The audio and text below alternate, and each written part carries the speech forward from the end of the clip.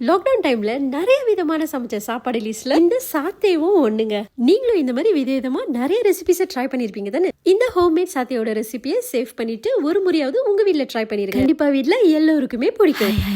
வணக்கம். ரொம்ப நாள் ஆச்சுல சொல்லி சரி வாங்க இப்ப ரெசிபிக்குள்ள போலாம். இல்ல நம்ம கோழி அரைச்சு மெரினேட் பண்ணிக்கலாம். இதுக்கான இன்கிரீடியன்ஸ் எல்லாமே கேப்ஷன்ல இருக்கு, செக் பண்ணிக்கோங்க. இன்னைக்கு சாத்தை செய்யறதுக்கு போன்லெஸ் சிக்கன் தாய் தான் யூஸ் பண்றேன். கோழி அரைச்சு சின்ன சின்ன துண்டா வெட்டி வச்சுக்கலாம். இப்போ அரைச்ச சாத்தை பேஸ்ட்டை சேர்த்து தேவையான அளவு உப்பு இருந்தா தேன் சேர்த்துக்கோங்க, ரொம்பவே ருசியா இருக்கும். என்கிட்ட தேன் இல்லாதனால நான் சீனி யூஸ் பண்றேன். சேர்த்து நல்லா பிசைஞ்சிட்டு ஓவர் நைட் ஃப்ரிட்ஜ்ல வச்சு மெரினேட் பண்ணிக்கலாம். ஓவர் நைட் மெரினேட் பண்ணும்போது இதோட டேஸ்ட் ரொம்பவே ருசியா இருக்கும். ஸ்கிவர்ஸை 10 நிமிஷம் தண்ணியில போட்டு ஊற வச்சதுக்கு அப்புறம் மெரினேட் பண்ணி வச்சிருந்த சிக்கனை ஒரு பீஸா எடுத்து இந்த மாதிரி ஸ்கிவர்ஸ்ல சுச்சோ பண்ணிக்க வேண்டியதா. சாத்தியம் செய்யும் போது வீட்ல இருக்கிற ஃபேமிலி மெம்பர்ஸோட சேர்ந்து செய்யுங்க. இந்த மாதிரி செய்யறதால ஃபன் ஆக்டிவிட்டியா கூட இருக்கும். கிச்சன் மெமரிஸை கலெக்ட் பண்ண மாதிரியும் இருக்கும். அடுத்து ரெடி பண்ணி வச்சிருந்த சாத்தையை கிரில் பண்ணிக்க வேண்டியதா. கிரில் பண்ணும்போது பட்டரும் எண்ணெயும் சேர்த்து சாத்தை மேல தடவிக்கிட்டே இருக்கும். அவ்வளவுதாங்க, ஹோம்மேட் சிக்கன் சாத்தை ரெடி. கச்சாங்கோட ரெசிபி வேணும்னா சொல்லுங்க, நெக்ஸ்ட் ஒரு வீடியோல ஷேர் பண்றேன். இது போன்ற ரெசிபிஸ் உங்களுக்கு தெரிய வரதுக்கு என்னோட பேஜை ஃபாலோ பண்ணிக்கோங்க.